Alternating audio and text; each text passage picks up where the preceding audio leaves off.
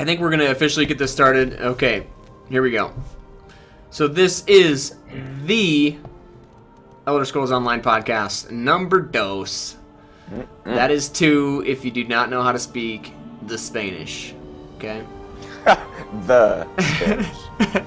Number dos, my favorite number. That's not true. But for this episode, it is. 2 is a boring number. I mean, it really is. I mean, 3 is much better. Maybe next Elder Scrolls Online podcast will be way better than this one. This could be a flop. I don't know. Three's company, man. We should have just skipped 2 and gone right to episode 3. It's probably would have been the best option. That's true. Okay, so if you guys missed the last Elder Scrolls Online podcast, I am Deagen. This is my stream, and I stream all the time, lots of different games. Recently, I've been streaming Marvel Heroes, blah blah blah. Soma over at Twitch TV /Soma Plays actually just finished a very successful 24-hour live stream with DayZ yesterday. It went really, really good, so that was pretty fantastic. Dude, I played DayZ the whole time, first of all. And I think 20 of those hours, or 21 of those hours, I played in the same server. That's pretty insane, and you didn't get messed with really? that much? Oh, I definitely got stream sniped. Probably, like, maybe 15 or 16 times I died from stream snipers. I'm not going to lie to you. But, that's awesome, good, bro. Though.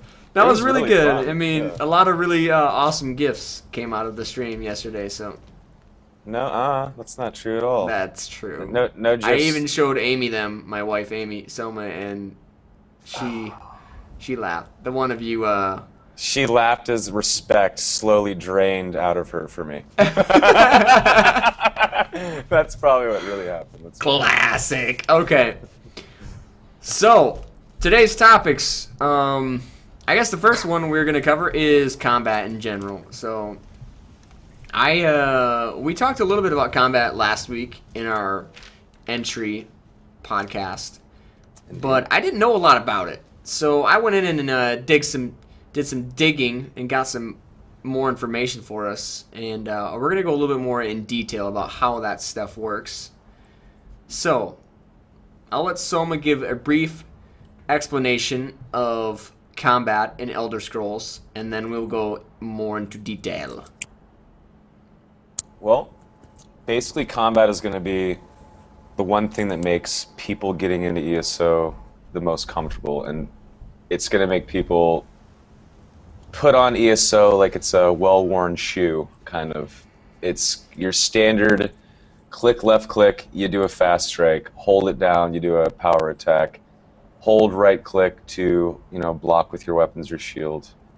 And that's your basic combat. Now, in terms of advanced combat, you have an action bar, 6 slots on it, 5 standard spells and skills. Let's say like your fiery reach chain that pulls enemies close, a fire breath that does pure damage, and then let's say a shield bash that stuns. A couple other spells, right? As you kick ass in combat and do a great job blocking all of your enemies' attacks, hitting power attacks while they're charging theirs up, etc., hitting spells off at the right time to interrupt them, you're going to be building a finesse meter up. And I don't know if there's an actual meter on the screen. I believe that it's all visual cues from your character. They want a very minimalistic UI, right? That's what they've stated many times. So I believe it's I believe it's going to be like a visual cue that lets you know that you've charged up your finesse meter. I think they've even gone as far to say is you'll literally have no UI on your map when you're running around normally unless you're in combat. So yeah, it's customizable too. You can like just turn everything off if you want, which is good. You can turn off the compass, you can turn off the mini map, you can turn off name bars, etc., which is good. But after you have charged up your meter, you're able to unleash an ultimate ability, which is your 6th spell, which you can't actually use until you've worked up that meter into a frenzy. And once it's nice and frenzy, work it out, pump it. Once you're worked out and pumped, you're able to unleash your ultimate ability. And of course, the better you do in combat, the more you're blocking, the more you're hitting these strikes at the right time, the more you're being able to use your ultimate ability, which means you're killing players or that boss or that trash mob faster. Yep, that much quicker. Yeah, exactly. And then of course, you can swap your weapon, which will allow you to bring up a whole nother bar. And this is in combat weapon switch, by the way. That brings up a whole nother action bar with different skills and another ultimate. So you effectively have your left click and right click block and strike abilities with 2 different weapons. So you could have maybe like a bow and arrow in your other weapon slot, so you can quickly switch to ranged if you need. And then, of course, when you switch to that bow from your sword, you're able to get bow-related attacks or ranged attacks or whatever it is you want to use. So you have 12 abilities, 2 ultimates, 10 regular abilities, and then, you know, whatever weapons you want to use. Yeah, it's pretty awesome. Okay, so that's kind of the minimalistic look at the combat system. Right. So I guess the first thing we will go in detail with here is the soft lock targeting system that is in the game. So basically how this works is you have a reticle on your screen. Wherever that reticle is aiming is where your attacks go. And that's pretty much the basic. So wherever you're looking is where your attacks are hitting. But you also have kind of a soft lock system in this game where if you're targeting a group of enemies, and say there's a healer in that group or something that you just need to really burn down super fast, and it's not the easiest thing to target when you're looking at a huge group of enemies. But if you tab, the tab targeting in this game is much different than tab targeting in other games. So before we get into the whole, tab targeting's in this game, no, it's much different. It's not just like you tab and it like just randomly cycles you know, to the closest enemy and you know, goes farther and farther and farther away. It's much different.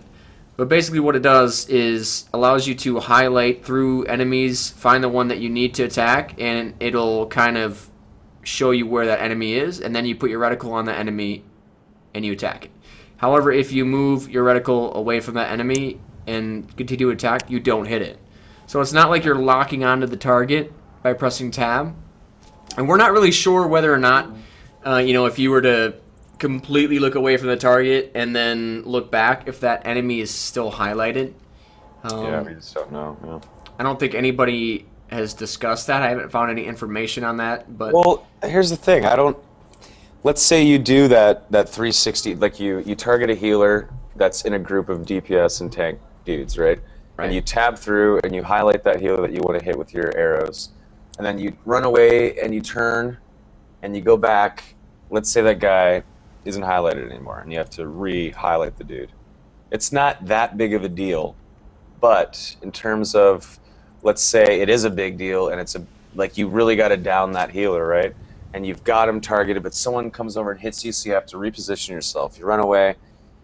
Now, because you've turned your reticule, your character away from that healer that you're trying to kill, let's say there's other enemies in the distance and you accidentally brush that reticule over an enemy as you're trying to run away from getting hit or something like that, it's going to switch gears to that enemy that you've accidentally targeted over. So you're going to have to point, I think, I'm pretty sure, like only makes sense that way, you're going to have to point your reticule back at that group, back at that healer, and find the healer again every time. Yeah, I don't know. Part of me wants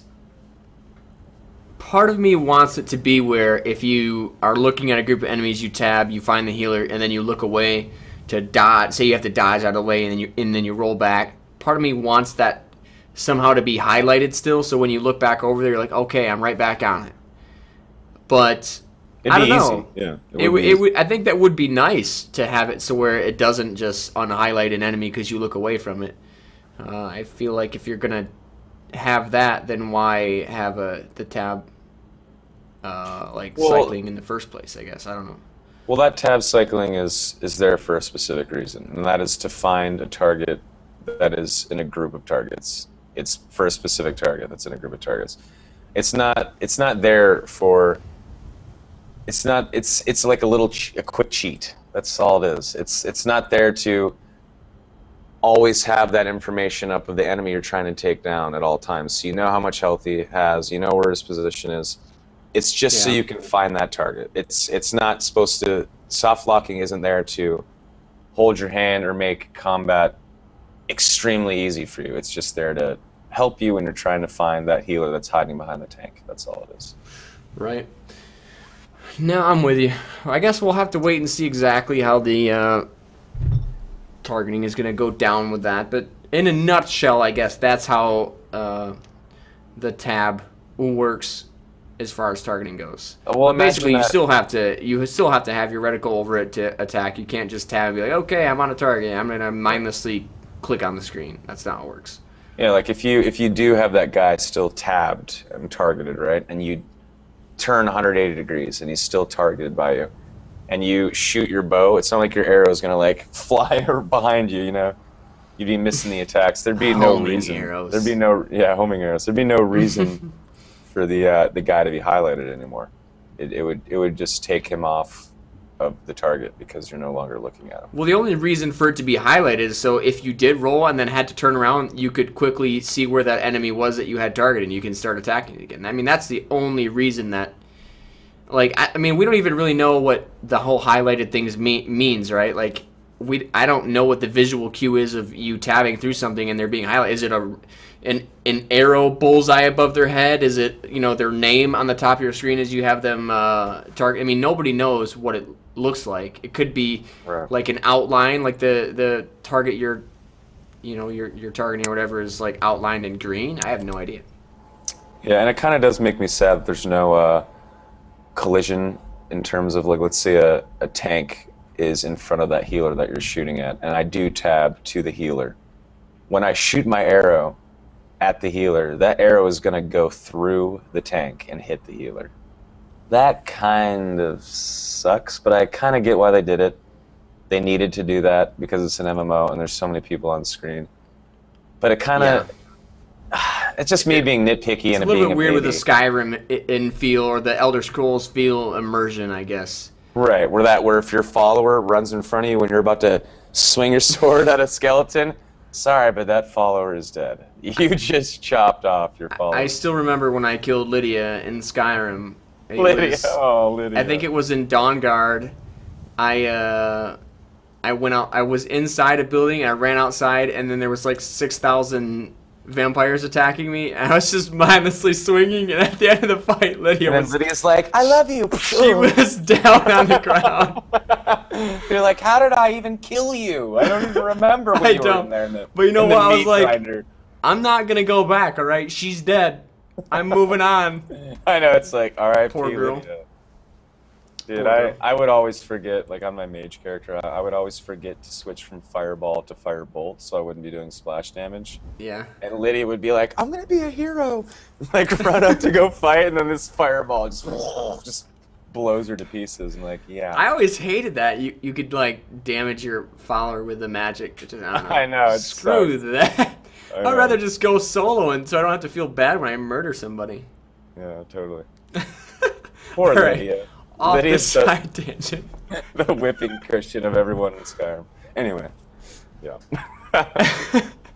All right, so I think that's it for the targeting system as far as what we know right now and how that's going to work. Still pretty cool. I think it's going to be an interesting system, and I'm looking forward to that. Indeed. All right. So next thing, Soma already talked about it already, but our next topic was the weapon swapping and how that works. Apparently, you unlock this ability at level 15, and you're able to swap during combat. It will cost you either stamina or magic, depending on what you're swapping. So you can't constantly swap, I guess. I guess you could until you run out of resources, but there is a cost to swapping your weapons and being able to use the different skill sets. I'm assuming it would cost stamina to like whip out, to like put your greatsword away and whip out like a healing staff or something like that. Yeah, I'm not really sure how it's going to work, but it said stamina or magicka was the resource you're going to use, so I don't know if they didn't know either what resource it was or if it could be one or the other. I don't really know, but it will cost some sort of resource to swap your weapon sets. I'm just thinking, is going to be so much fun going into PvP, because in like World of Warcraft or Star Wars: Old Republic, you would go up against someone and you're like, okay, I know that's an Imperial agent, or I know that's a Jedi Consular, I know that's a Jedi Guardian, I know that's a Sith Inquisitor, or I know that's a Warlock, or I know that that's a Warrior. In this game, you have no freaking idea what you're going up against. You see that dude roll up in heavy armor, all of a sudden he whips out a staff and he's shooting you with lightning bolts. And you're like, I didn't expect that. I thought this guy was going to be a tank. There's no class. Yeah. You don't know what these players are going to be. Exactly. Even the guy that rolls Templar, which is the healing archetype, that guy might be some badass range DPS character. We don't know. And that is going to be so crazy. And then you have a weapon swap on top of that. All of a sudden, that guy that has that lightning staff, wearing the heavy armor, all of a sudden he's got 2 daggers, and he's on your back, just clawing into you. Oh, that's so awesome to me. Like, that is the best part. It's definitely going to be interesting to see how that plays out in PvP. I don't think for at least PvP goes, something like that has been done before, where you'll never know what someone's going to be able to do. So that's definitely going to be out. I mean, you'll have to just be looking at people's weapons the whole time, right? I mean, you're going to be like constantly trying to see what their weapons are. Yeah, you're not going to be looking at your hot bars and all your stats on the screen, because there's no stats and hot bars really to look at. You're going to be looking at the game. Finally, you'll be looking at the enemy. You will be having to look at their armor and stuff too, and figure out what they have on, because obviously someone in heavy armor is going to have a little bit less mobility than someone wearing light armor. They've already talked about that, so there is a downside, and so everybody's not going to be running around in heavy armor. Right. But we'll have to see. I mean, it's going to be fun and interesting, I guess, when it first comes out. It's going to take a while to get used to, that's for sure. So you're going to be rolling an orc. Yeah. An orc with the what's the name of the damn faction? I can't remember right now. What's the name of the faction? Daggerfall? Daggerfall, yeah. So you're going to be rolling an orc with Daggerfall. Yes. What are going to be your 2 weapon sets? I would like to run with a two-handed, great weapon. That's just one, though. You get 2. I know. You get 2, Deegan. Your favorite number. I don't know what I want to do for my next one. I haven't decided yet. I would like to think some sort of ranged thing, because I think it would be nice to have some sort of ranged ability to pull, especially as far as leveling goes. Pull a group, and then when they get close, whip out the big old two-handed greatsword and slay some foes. So I don't really know. I mean, I'm not sure. It's going to take a while to figure out, what's fun, what fits my playstyle. That's one of the things I always do in a new MMO is like, all right, well, what are my options? And then I'll spend like the first week of playing the game leveling things to level 10 just to see, okay, am I comfortable with this? Am I comfortable with that? But it's probably going to be the same thing with this game, except I'm going to be trying different weapons out all the time just to see what I can do. Like, It's going to be really interesting the first few days of this game when people are actually in there in open beta or whatever, and just testing out what weapon sets are fun, what works, what doesn't work. So it's going to be awesome. That's something I'm looking forward to. I would like to think that a two-handed weapon is going to be in my arsenal for sure. Hopefully they're fun and not like crappy. But besides that, I don't know, man. I'm gonna go with my Breton Paladin. I'm gonna go with sword and board and then a healing staff. But with my Ebonheart Pact Dark Elf, I was gonna go with destruction staff, and then maybe dual wield daggers, or just that's what I was thinking you were gonna say. just one dagger, because I don't know if you're able to block if you dual wield like you couldn't in Skyrim. So I'm assuming you probably can block in ESO even if you're dual wielding. I wonder if the skill set changes from having one dagger to 2 daggers. It probably does. I'm sure it does, yeah. And probably like more powerful attacks with one dagger and like quicker attacks with the 2. Yeah. And then I was thinking maybe I'll just use one-handed sword too, and then keep my offhand empty. But here's an interesting one. What if someone had dual daggers and then their other weapon set was still dual daggers? They just had 2 other daggers they used. And they did that so that, because you're only able to put 5 skills in an ultimate on your hotbar, right? But skill lines are going to have more than 5 skills. So if you go down the skill line of daggers, let's say that there's 25 skills in the tree, right? Well, if you master daggers, you could have 2 daggers in a weapon slot 1, right? So you have you have your 5 badass attacks that you can use, your skills. Right. You swap, and then you can use 5 other dagger abilities. So you effectively have 10 dagger abilities. I'm wondering if that's going to be viable. I don't know if it's possible. I mean, are you able to have 2 weapon sets from the same weapon, or 2 like? I don't know. I just thought of that just now. Know. Yeah. What if you like? I think someone in chat mentioned it. Like, what if you went with a 2-handed sword, and then you swap weapons into a 2-handed axe? I don't know if there's skill. I honestly don't know if there's different skill trees for different, like. I'm assuming axe and sword will be different. And you would think so, and then there's probably 2-handed like hammers or something like that. Right. So I mean, I don't know how that's gonna work. But let's say you swap from a two-hand sword to another 2-hand sword. Does that mean you can just have access to more 2-hand sword abilities? That's what I'm thinking. I mean, it makes sense. Some people are gonna want to do that. They're like, screw this 2-handed sword. I want this one. I'm not against it. I think that would be cool. Hey, you want to build whatever you want to build? They should allow that. You know? For sure. That's definitely interesting. I did not. I think it'd be cool. I think it'd be pretty cool. Definitely. Okay. But yeah, that's weapon swapping. I guess. Very interesting mechanic, and should be a lot of fun to mess with as soon as the game comes up. So. We're gonna see some wild combos. I can't wait, dude. It's gonna be cool. You know, there's gonna be that. There's gonna be a couple combos that people are just gonna run because they have like some really sexy abilities or something. That's another thing I'm worried about. In a month's time, there's going to be websites out talking about what the OP builds and weapons are. Yeah. I don't want to see 1,000 people rocking the same 2-hand sword and then weapon swapping into the same damn bow. You know. Using the same skills. That's one thing I'm really worried about. I hope there's a really good balance of the skills and weapons. Yeah, I don't know. We'll see. I mean, you know how it is with the new MMOs, at least, coming out. Something is always going to have the upper hand. People will figure out what it is, and then hopefully it'll get changed. I don't know. Yeah. Exactly. Something will always be overpowered in the beginning of the game. That's just how it is.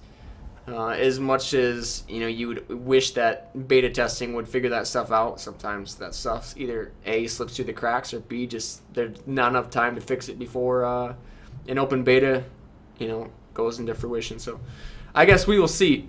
I'm sure those bastards better not release the game until everything is balanced. It would never come out. It would just never come out. Yeah, exactly. And no MMO would ever come out if that was the case. 2031. Damn it.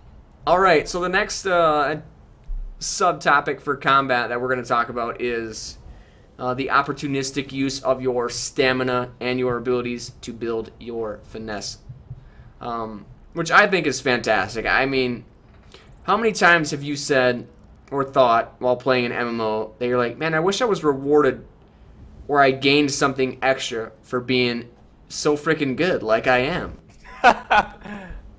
Every day.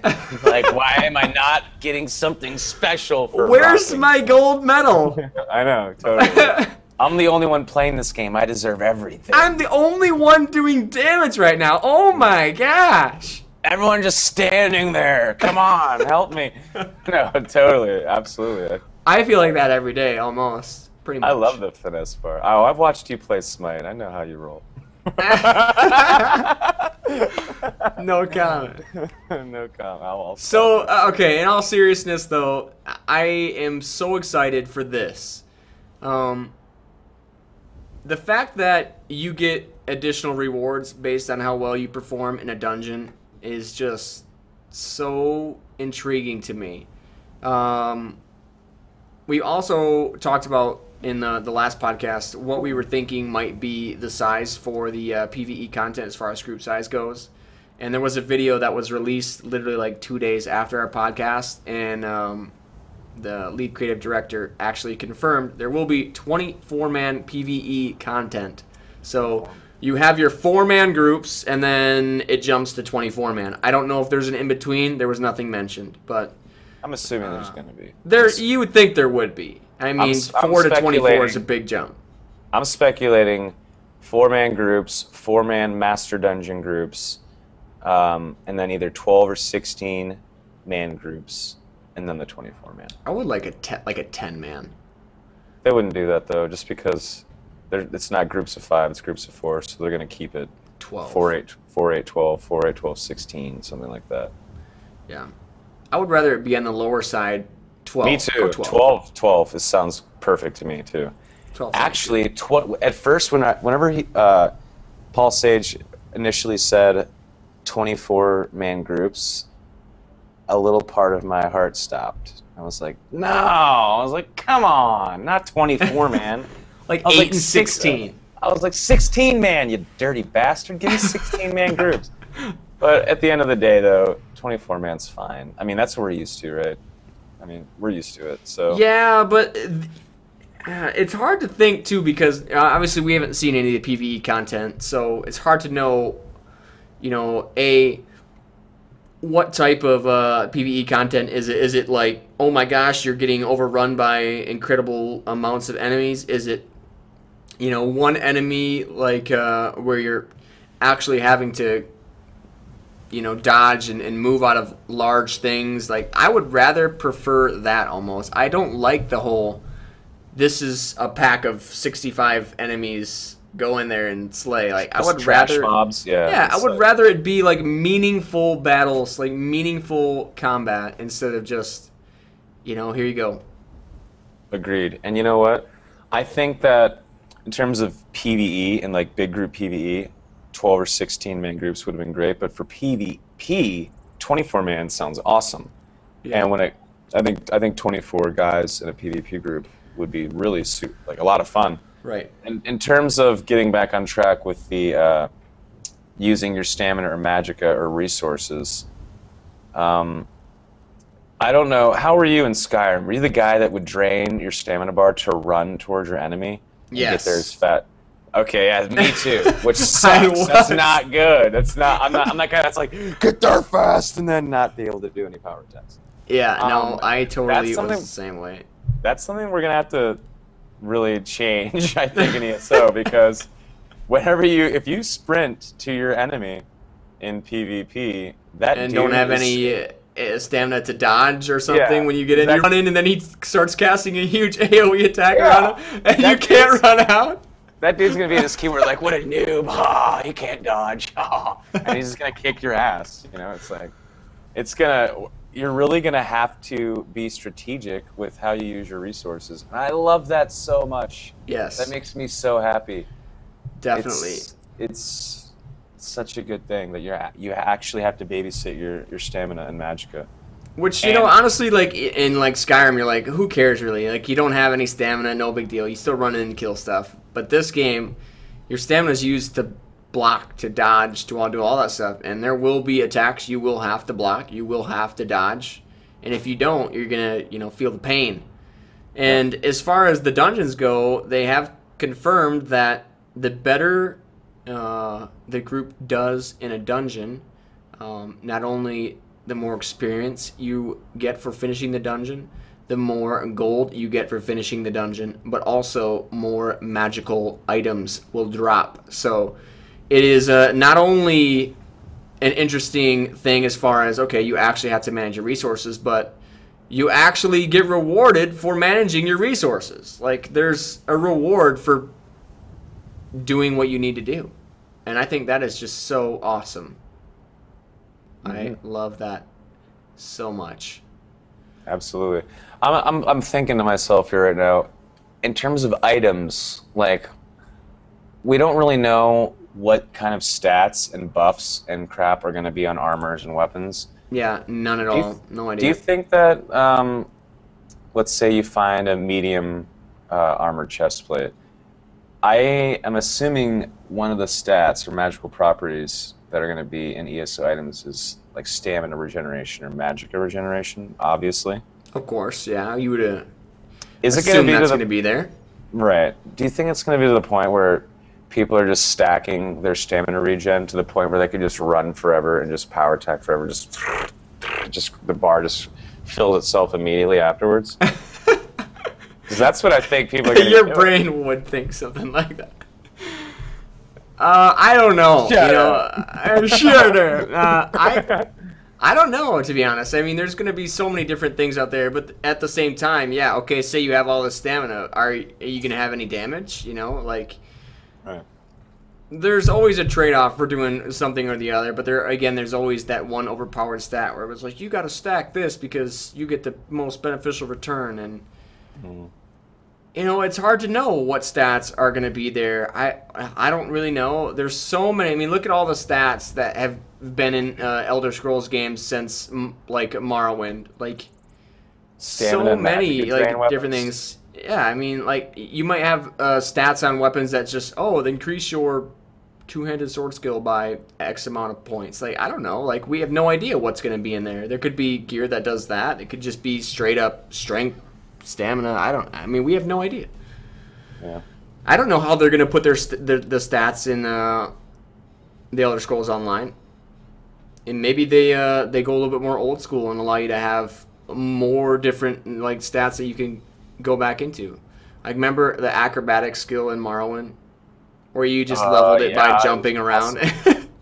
My character didn't run anywhere. He just bunny hopped. And like if it was like imagine if it was like an epic movie and it was like Morrowind the movie, but you still had to level up your skills. Like just imagine like Russell Crowe's the main character and he just jumps everywhere he goes. Like, I'm leveling up my acrobatics. Don't look at me.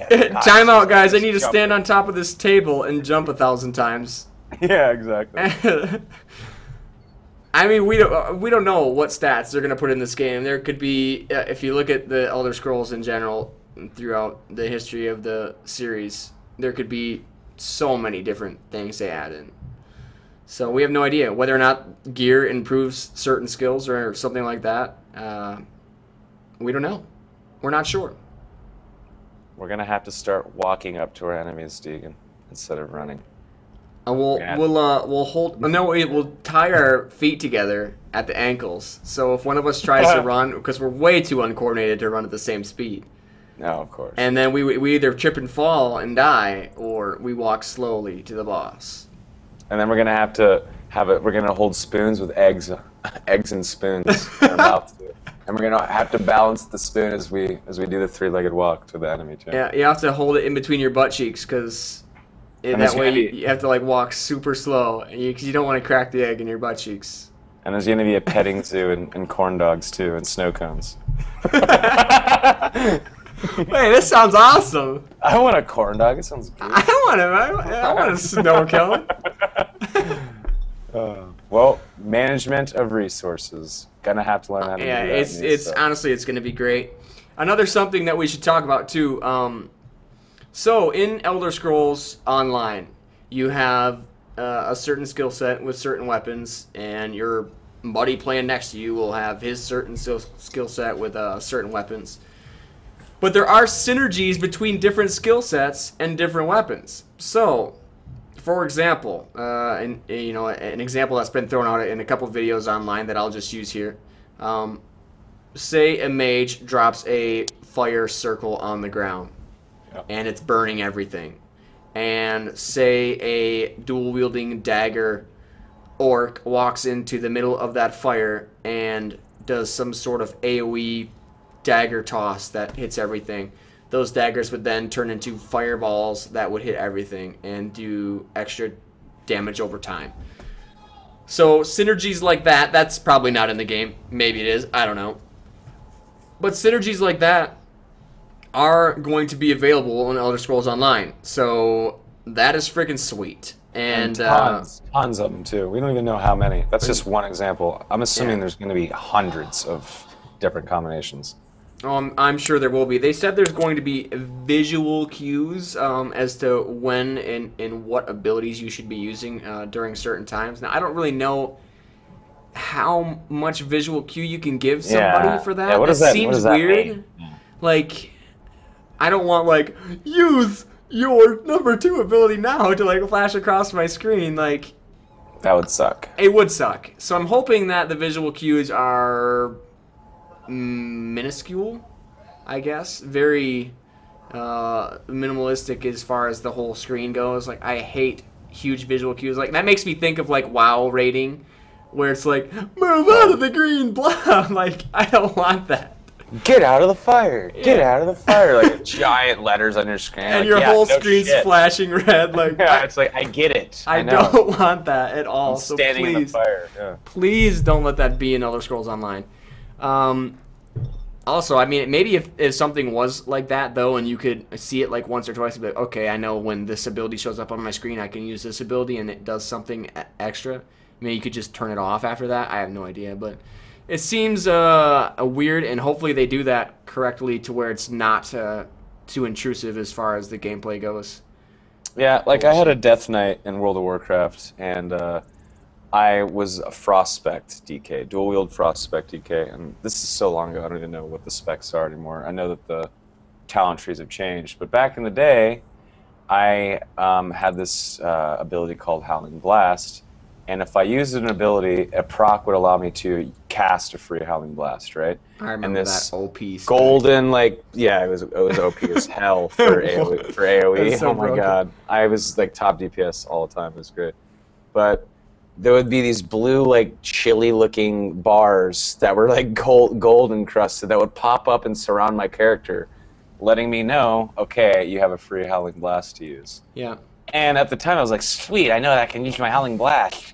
But now that I'm, like, you know, older and I get how games work, it's like, I don't really want a giant blue smear of paint that's got gold crap on it telling me to use my spell. Yeah. My spell. I want to know kind of on my own, or maybe a very subtle cue. What's kind of popping into my head right now when I think about this, especially with Elder Scrolls Online being a game where you can go into first person.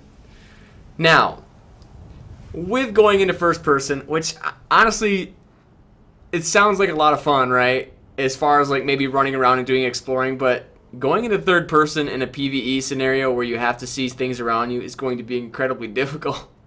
And I don't know how people are going to roll with that, if they are at all. Maybe there will be a guild out there that says, we're only first person. You will not go third person in this guild.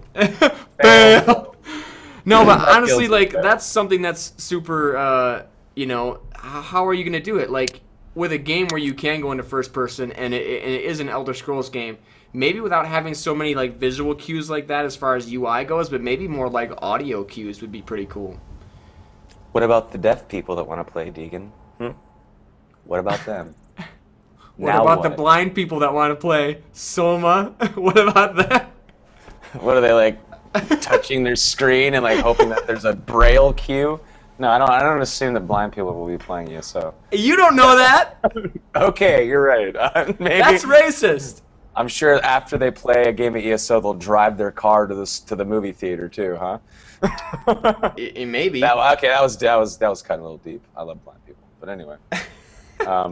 Yeah, I don't. An auditory cue, I think is the cue that they're currently using for lockpicking. I think that's. Yes, what there is. I saw a picture like on it. Yep. Right. So as you guys are seeing right now in the background too, we have a video playing that is the first gameplay look as far as the first-person, you know, the view goes. I mean, obviously there's some combat in there. There's some lockpicking right there as well. Yeah. But it actually looks really good. I guess in early beta there was a first-person implemented, but there were no hands. You couldn't see anything. It was just weapons, nothing. No weapons. So now they've actually got hands, and the animations look fairly good for being in the first-person mode. So for being in an early beta, things look like they're coming along quite well for the first-person view. They stated that they kind of always wanted first-person in the game, right? But at the end of the day, they were like, this is an MMO. People need to be in third-person perspective to get things done correctly. You need to have peripheral vision. You need to see what's happening around you, right? But because fans of the Elder Scrolls series were so pissed and adamant on forcing them to put in weapons and hands, they had to like take a step back and they were like, dude, everyone is pissed off right now. We're going to lose a lot of money if we don't add this in because Elder Scrolls fans aren't going to buy it.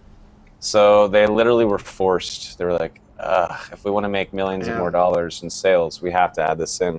But at the same time, though, they were happy about that. It was kind of a sigh of relief because they're all TES nerds too. You know, they grew up playing the games too, right? They were also happy that they were getting the green light from ZeniMax. The community. Well, you know, the thing is too, me and someone talked about this. Now, adding in a whole nother perspective from the game doesn't sound like much. It really doesn't. People are like, oh, it's really easy, blah, blah, blah. Move the camera to behind them. But it is different because when you're in third person, the gear you see on your hand and the sword you see in your hand is much lower res. Generally, when you were in a third person view, because you don't see it as easily. Right. But when you switch to a first person, you don't want some crappy, you know, horribly tessellated and low texture. So there actually is a lot of programming and stuff that goes in with that. Now, what the problem with them adding the first person in, which I am personally very happy they added in, but at the same time, what resources did they use to do that? What did they take away elsewhere? Yeah. Like what did they put off for a while to get caught back up with the first person perspective? So, I mean, wherever you designate resources, you have X amount of resources. If you say, oh, we're going to do this now, well, then somewhere else those resources are being taken from. So what took the bite on that? I mean, we don't know. Yeah, Nick Conkle, I think he's the lead gameplay designer. I might be wrong on his title, but Nick Conkle actually brought that up. He said, you know, there was a huge outcry in the community that they wanted, you know, arms and weapons in first person. So we've gone ahead and we've dumped our resources into making that happen for you. That's pretty much, I'm quoting him pretty much, and this is one of the main dudes in the office, right? He says, we've gone ahead and put our resources into this. Okay, and where are you taking those resources out of? I'm hoping they take resources out of frickin' Twitter integration and that kind of crap. Well, let's hope that's where the money came out of. Well, what's funny is the way he words that, we have put our resources into it. Well, from the way he makes it sound, they just had resources like, oh, look at this extra pile of resources we give it over. He didn't say we diverted our resources. He's like, oh. We went to the bank and we took out another box of resources. Yeah, like, and now we're going to dump it in the first person. No, obviously they had to. It comes from somewhere is basically what we're getting at. So where did it come from? What was pulled away? So we don't know. Either way, I'm super happy it was added, right? Like, I don't think I will be using first person during raiding. Maybe every now and then we will say, you know what, tonight's first person only raid. First person only raid, that would be really but hard. As far as like exploring and stuff like that, like, I think that's gonna be awesome, right? Like, you feel like you're actually playing like a Skyrim, you know, or like a normal Elder Scrolls game where you're just running around, exploring, doing your crafting, all that stuff. But I think that's really cool that they have implemented that. I am happy. Yeah, I think that when it comes down to just exploring Tamriel with like a buddy or two, like let's say me and you wanted to like team up and go quest. That would never happen. No, probably not. I'm like, you stay in High Rock and I'm gonna go to Hammerfell. Don't cross the border. We're starting another faction war. No, but let's say like you're with like a friend and you're questing and it's just like the two of you or something like that. First person it up, dude. Why not? You know, I think that's great. I think it's awesome. But if I'm PvPing, you bet your sweet ass I'm going to ask you, are you in first person? Oh, you are? Get the hell out of my group. You're not welcome. You're not welcome here. You need to be able to see me so you can heal me, damn it. Thank.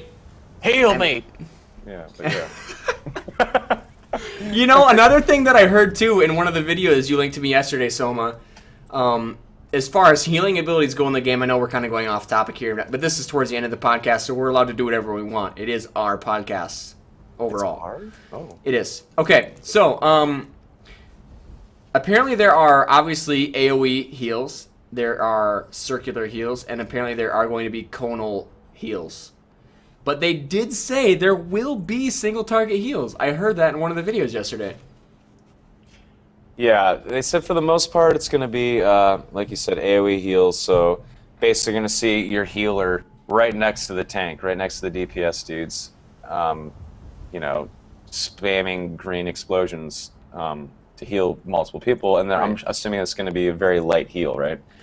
And Or then maybe you're going to have that directional cone where he's going to like go right behind the tank and angle it and try to get as many DPS dudes as possible for maybe like a medium heal. Right. And then I'm assuming there's going to be a couple of badass big heals where you have to aim at your tank and get that giant heal out. But those are going to be few and far between, I think. I think it's going to be mostly AoE heals. I think it will be too, but I thought it was cool that he did say there were going to be single target heals, which I... If there was no single target heals, that would have been a huge mistake. Yeah. I think that people would not want to roll healers. People that roll healers... It would be boring, right? There would be no skill in it. It would be like drop AoE, drop AoE, drop spam AoE. Green explosion. Yeah, exactly. Green explosion, green explosion, green explosion. So that's another thing that was cool for me though when I was doing some research last night. Okay, so now we have some like weird and like miscellaneous topics that, I mean, people in chat, if you guys have something you want to say, type it in chat and we will comment on it as well. But some of the interesting things that we have kind of found by doing our research over the past few days. Well, one of the topics that we were going to talk about too, progression versus exploration. Now, in Elder Scrolls games, the best thing about the game, in my opinion, is that I can do whatever I want, whenever I want. I don't have to go anywhere, follow the main quests. I can explore this mountain if I want to. It doesn't matter. However, in a first-person game, that's quite an easy thing to balance because you have only one person. Everything scales somewhat around the level that you're at, right? In an MMO, you're not the only person in that area, and people are leveling and doing, you know, leveling quests or something with, obviously the monsters have to somewhat scale, and they have to somewhat go with your level, so it's going to be a weird, it's going to be a little bit interesting how they do that. I mean, how do you balance an Elder Scrolls game where people want to explore but still feel that progression? So it's tough. Yeah, it is. And Matt Firor, the lead guy, he actually brought that up. He said it's a fine line that you have to balance on. I think hardcore Elder Scrolls fans of the series, that when they make a new character and they get out of jail and they run out of that initial cave, those guys that just pick a path and run straight and just get lost in the world, they're going to have to take a step back out of that mindset, and they're going to have to realize you can't do that anymore. I mean, they don't want it to be on rails where you do this quest line, you go to this town, you hit the next quest line, you follow this quest line. No, you're going to be exploring in the zone you're in, finding these quests. So exploring is going to be good. You need to go out and explore to find all the quests. Yeah, the miscellaneous quest lines and stuff like that. Sure, and to find sky shards and whatnot. Exploration is fostered there, but there is always going to be kind of a path that you're going to have to take. And if you do want to progress properly, you're going to have to follow, you know, certain quests. I'm assuming, I mean, obviously this is speculation hour, but...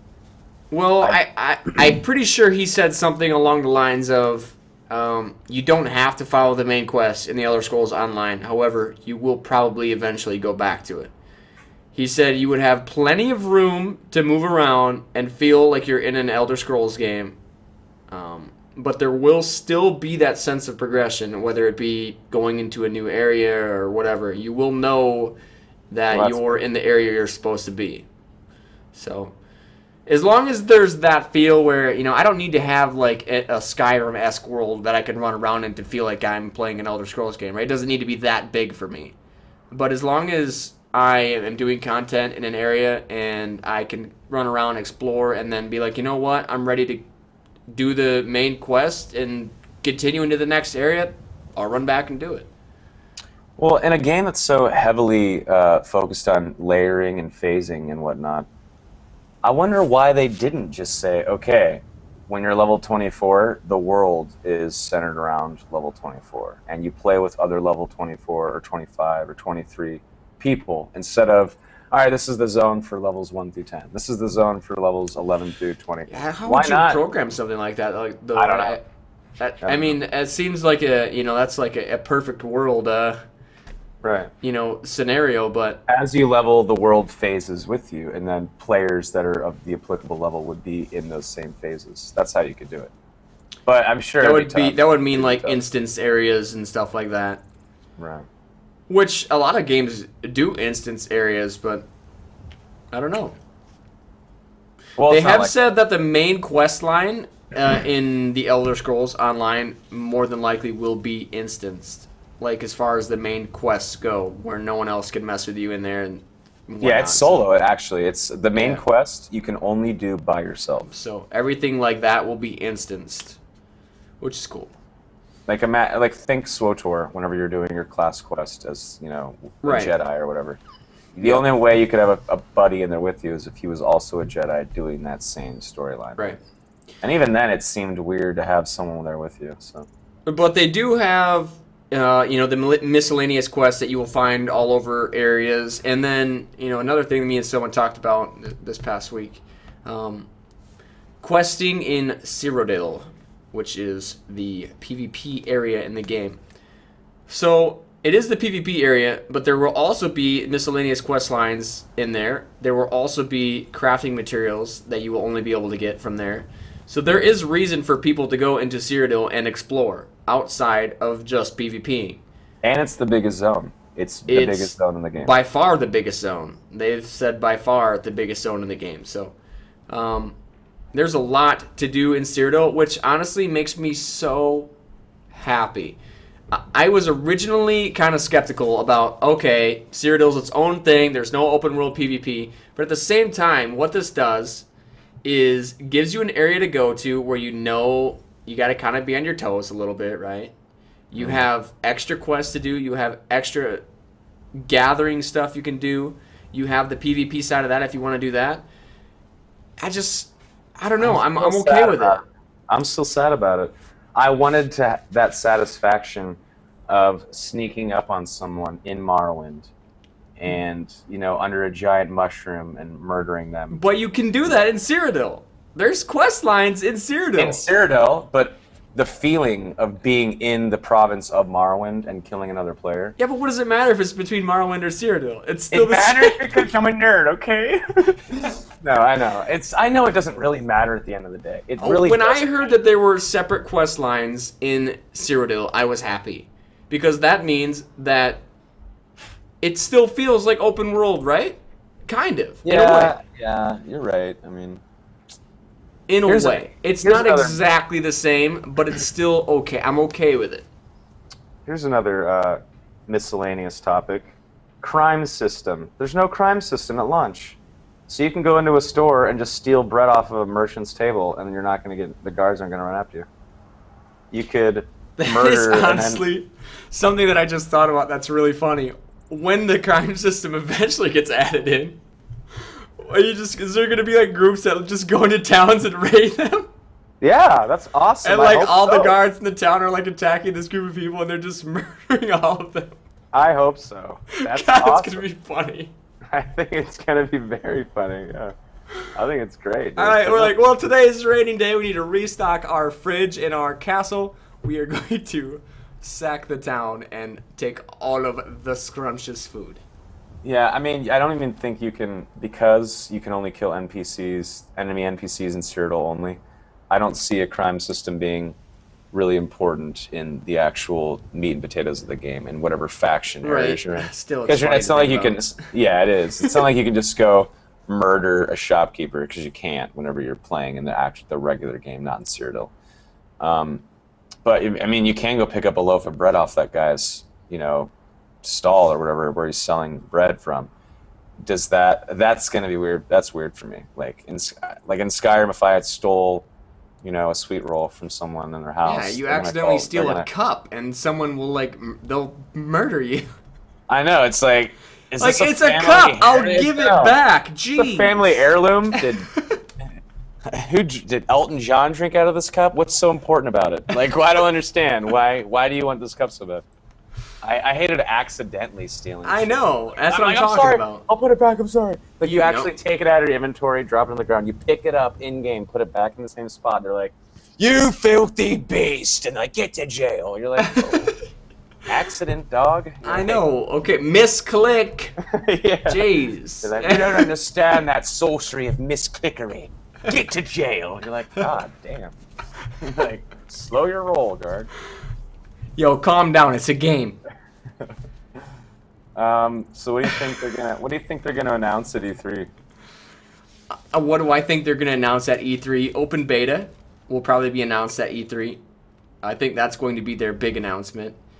They will probably go more into depth as far as their adventure zones. I would think is going to be another big reveal for them, as far as how that's going to run and how that's going to work.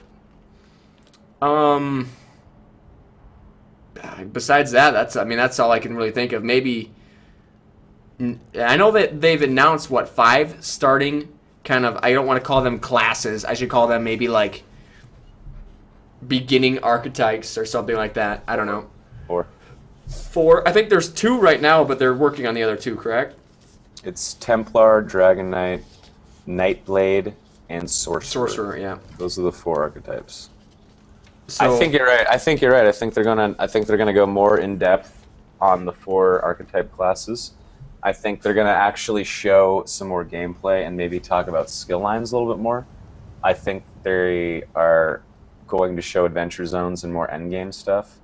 definitely. And then I think they're going to save... If anything, E3 seems like the place where you would announce business model, but they might save that for PAX Prime. You never know. Yeah. But yeah, I think we're going to finally see some more in-game footage, and we're going to see some more information about endgame. That's what I really want. That's what I want out of it. Okay, so the last 2 little main subtopics we were going to talk about is... I didn't realize this, but apparently a player will be crowned Emperor.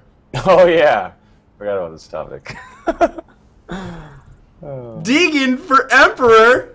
Emperor Deagen, the greatest leader of them all. Emperor Soma doesn't sound. No, it doesn't. Nope, not good. Emperor Soma. Oh.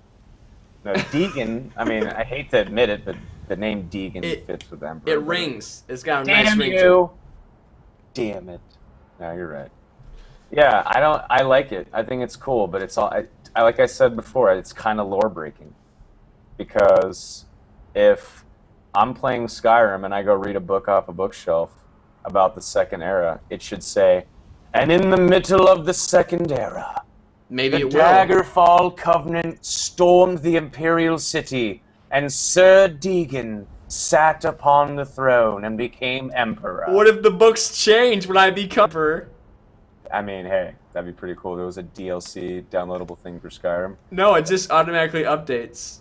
Auto update, yeah. Well, I don't know. If anyone can be Emperor, that's cool. But like I said before, you have your... Let me look up the leader names. ESO leaders. I mean, either way, I think it's kind of cool. Yeah, does it mess with the lore a little bit? It does. But the fact that someone can officially be crowned... It's cool. Emperor is pretty cool. It's cool. That alone will be like, all right, you know what? We're PvPing for 4 months straight, and I'm going to become Emperor. Like, I mean, we don't know what kind of benefits it's going to bestow or anything like that, but you would have to assume it would be pretty awesome. Maybe get some sort of special armor or something. I don't even know. And then it's got me all giddy thinking about it, though. Like, I'm ready to go. Put me in, coach. Put me in. Once you're crowned Emperor, though, as soon as that you die in game, do you lose that crown because you're dead, or do you keep being the Emperor even when you res? I'm assuming I have no idea. As soon as you're Emperor, you gotta stay alive. That would be cool. If you had to stay alive, you couldn't die, or you risk losing your title. That would be so awesome, because then you'd have like groups of PvP. You wouldn't be able to go anywhere.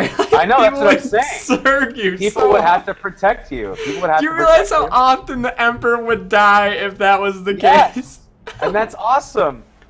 I don't think you should be able to die and you're like, I'm resurrected and still the king, bitch. No. I think if you're killed, you lose your empire. Yeah, I don't know. Someone in chat just wrote guild house ? I hope so.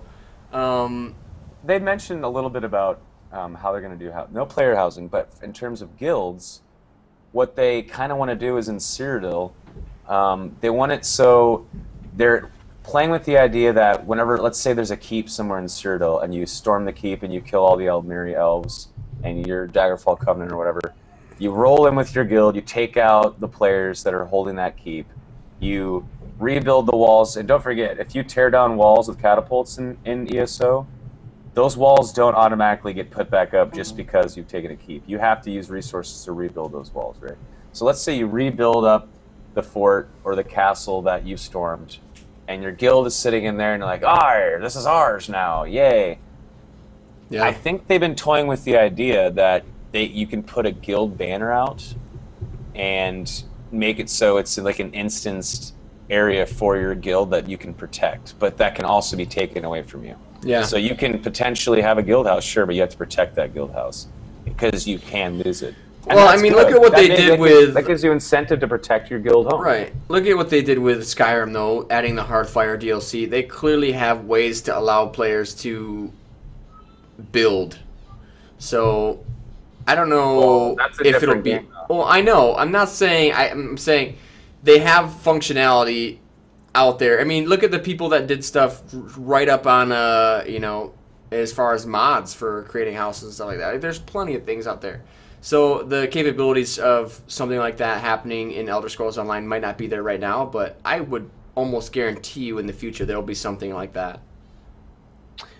Yeah, I'm assuming player housing is going to be something in the future that will come out because it'd be stupid not to. That's what a lot of people want that, right?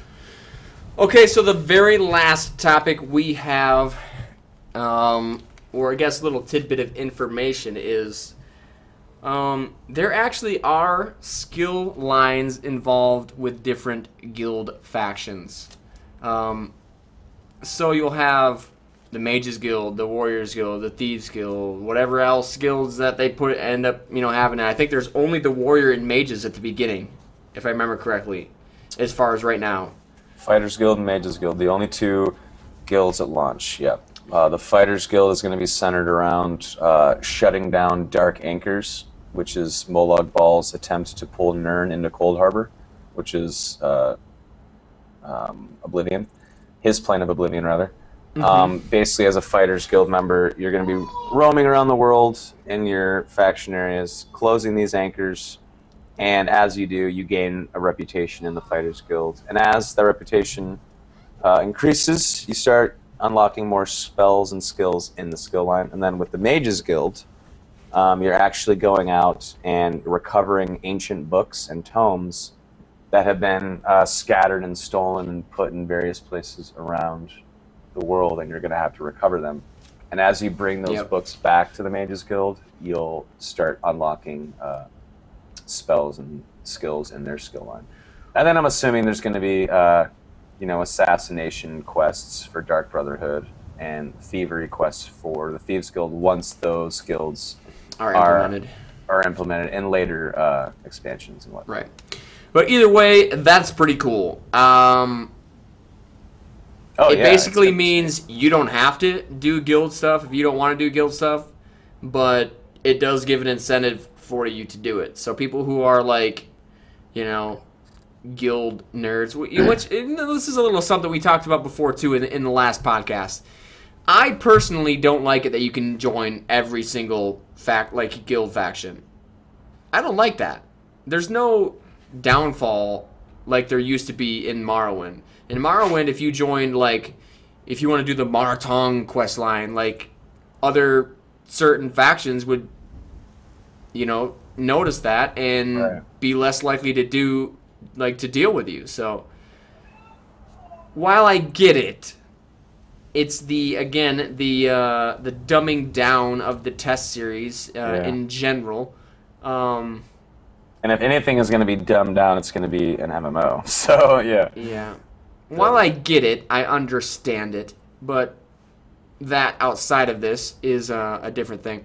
Anyways, it is cool that you actually unlock abilities through, following the guild faction stuff, which I thought is pretty cool. Yeah, so anyone that doesn't realize how much you can customize your character in game, let me drop this down for you, okay? Drop it. Knowledge It's gonna bomb. be to the point where the points you put in every time you level up into health, magic, or stamina are going to increase your stats, right? So you put a point in health. When you level up to level 2, let's say you get 100 more health, and then you put another point in, you'll recover health 50% faster. And as you level up, and there's 50 levels, right? You're going to be putting more and more points into these trees that branch out in health, magic, or stamina. So that's one way to customize your character. Another way, a second way, is the kind of armor you're wearing. So let's say you're wearing medium armor and cloth armor. There's skill lines, or not necessarily skills, I don't know if they're skills, but there is a progression line in the actual armor you're wearing too. So as you level up wearing medium armor, you start unlocking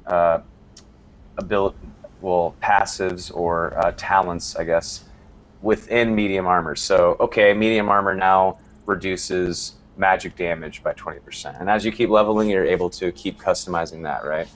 On top of that, you also have your class skill lines. So let's say you're a Nightblade.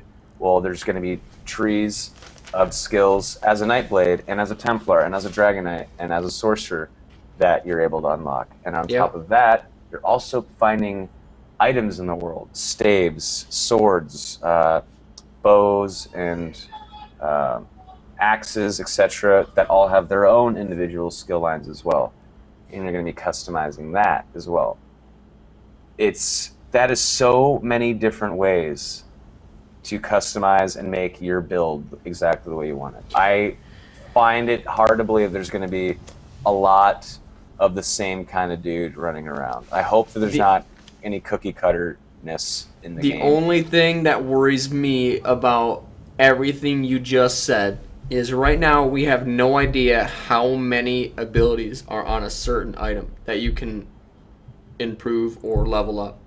So say you get like an axe right now. Yeah, you can put 6 abilities, well, 5, and then an ultimate ability on your bar. But does an axe only have 5 abilities?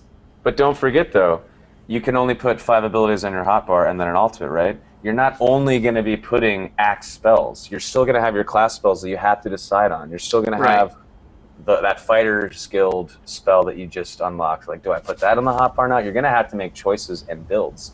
You're not just going to be using everything from that axe line. So you're going to say, okay, this axe skill is pretty cool. I am going to level this up.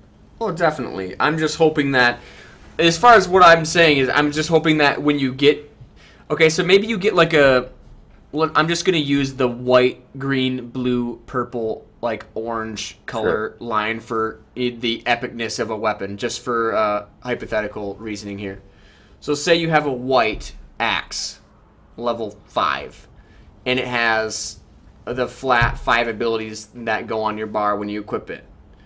And hopefully, in my brain, the way it should work is higher level, better looking, better weapons will have maybe more abilities that you can choose from. So instead of having 5, it would have 7. I don't see that happening like that at all. I feel so like awesome. You can pick up a white axe, and you're going to open up the skills tree, and you're going to see...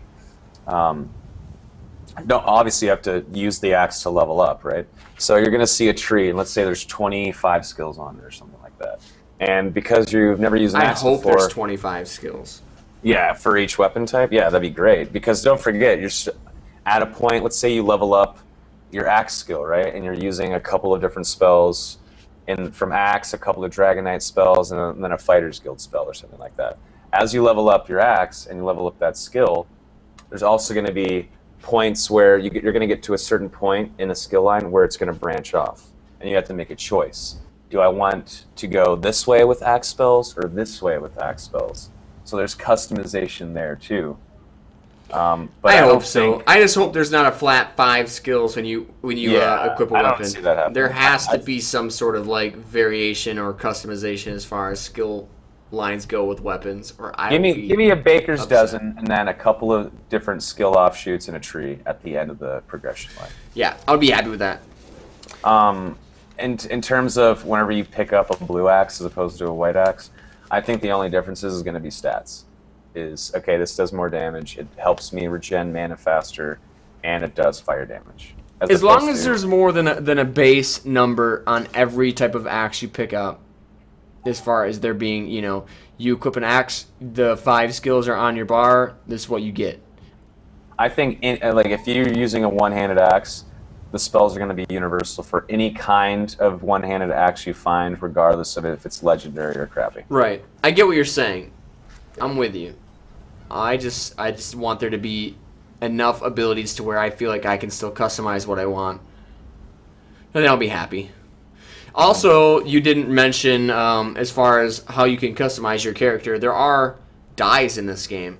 So you can dye your armor whatever color you want. I mean, obviously, I don't know what colors are in the game, but they have said that any dyes that you can get in the game can all be obtained through either crafting or, you know, rare drops from PvE, whatever. But you can find them all in the game, so that's pretty cool. I'm glad that they implemented that. I like to be able to customize colors, so totally. That's also another thing. Are you one of those guys that wears like a rainbow assortment of garb, or do you go like a? I'm black and white. I rock black and white, or black and red. I like black and red too. I like black and red, or blue and black. Yeah, I mean, I don't know what it is, but I am almost always white and black in video games if I can choose my colors. I sometimes go all white, just completely white, which is pretty cool too. But yeah. Yeah, that purity. You're a pure guy, Soma. Oh yeah, and pure. Yeah, oh yeah, Deagen. Let me tell you about how pure this guy is. No, I know. I've seen you with that popsicle.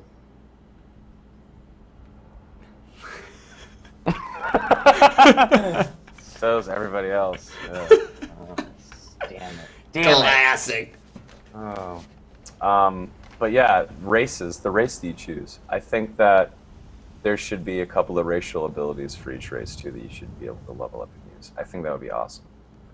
I'm hoping so. I'm hoping there's like racial passives or something with what race you pick too. Yeah, I don't know. I personally, their whole racial like bonuses or racial specific abilities, like that is kind of a touchy subject as far as MMOs go, because you know, what if one of them turns out being stronger than everything else? And they're like, oh man, well, if I really want to, you know, max my character, I have to play this, you know, this faction or whatever. And it's just, I don't know. While I like it in general, the balancing between it is so difficult to do to where you're not going to have an extra influx of a certain race. It's just hard to do. No, that's a good point. We've seen it happen in other MMOs, right? I mean, look at, there's countless examples of how it works. I mean, Neverwinter, WoW's always been that way. Yeah, WoW definitely was always like that, totally. I remember I would only, if I was Horde and I was going to play, if I was going to roll a DPS melee character, I would always pick Undead because so I could use Cannibalize to heal. Like, I would always make sure to pick Undead, just so I had that heal, you know. And I was the Night Elf Mohawk. I couldn't help it. That Mr. T commercial sold me. Oh my god, I forgot about that. Mr. T's WoW commercial. I'm a Night Elf Mohawk. Oh my god. That was a terrible Mr. T. That was a terrible Mr. T. No, you did good. No, I liked it. I thought you did. That was good effort, Deagen. I tried. Good effort. All right, everybody. I think that is the end of the podcast. We are officially donezo. Well, I'm donezo. Soma, are you done? Yeah, make sure you guys hit the follow button on Deagen's stream and subscribe too if you have a few bucks to spare this month. Deagen is a good man. And cookies are involved, so make sure you guys watch Deagen's stream and whatnot. We do have a subscriber giveaway every Sunday that we ship cookies to our viewers. But that's pretty much it, guys. Again, I am Deagen, and this is Soma. His stream is Twitch TV /Soma Plays. His Twitter is @JordanTHD. It's right there on the screen. Yes. So that is it for the Elder Scrolls Podcast number 2. We will see you guys next week. Thank you for watching. Peace out, dudes. There you guys.